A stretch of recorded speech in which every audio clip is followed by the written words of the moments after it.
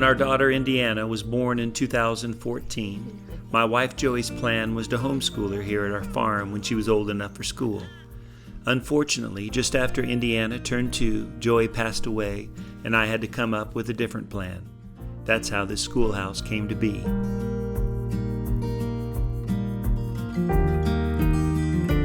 My hope was to build something that not only provided a wonderful place for Indy to learn, but also where lots of other children from our community get the opportunity to learn and grow here in what is kind of an unusual educational environment. On most days we have between 12 and 15 students, and we could probably fit more in the classroom, but we choose to keep it smaller so that the impact we have on these little ones is big. If you look back through history, before schooling in America became so consolidated and industrialized, one-room schoolhouses were everywhere. They were purposely built to be small enough to take care of just the needs of the children in their communities, and each one was a little different. They were natural extensions of the families in the area, and most of them were multi-age, so older children could be part of teaching and mentoring the younger ones, just like families did at home.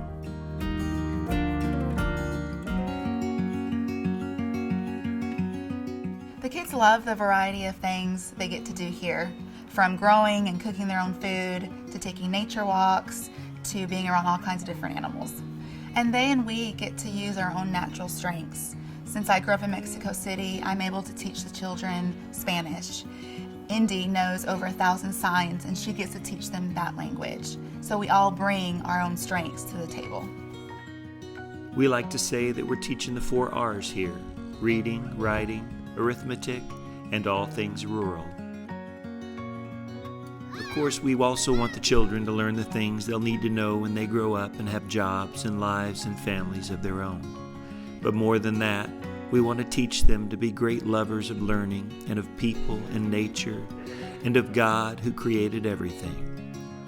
A safe place where it's okay for our children to say the Pledge of Allegiance in the morning and pray before their meals. Where we can celebrate our differences and know that inside we all have special needs. The need to be loved and listened to, and the opportunity to find and grow to be the person that God made us to be. And luckily, not only do we have wonderful parents and teachers who are helping to make that happen, we have lots of other teachers who will probably never have teaching degrees, but who have so much to offer and who pour into these kids on a weekly, if not daily basis. We have a couple different gardeners who come. We have Chef Patty, who teaches the kids to cook the food they've grown. We have music teachers. We have park rangers. And we have our very own cowboy, Danny Smith, who the kids absolutely adore and love on. It's kind of like the old TV show, Mr. Rogers, only for real, where the characters and people in the community are part of these children's everyday learning. When I look around and see the amazing things that have happened here in the last year, and the wonderful people who've come alongside us to help make them possible, especially knowing how God has somehow taken something broken and turned it into something beautiful, it is just so special. In the last year, we've gone from being a single schoolhouse building and a drawing of what we'd like the school to someday be, to most of it being built and more happening every day.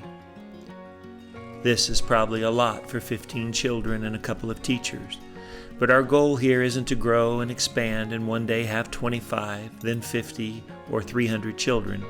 That's not what one-room schoolhouses were built to do, and not where we're going either.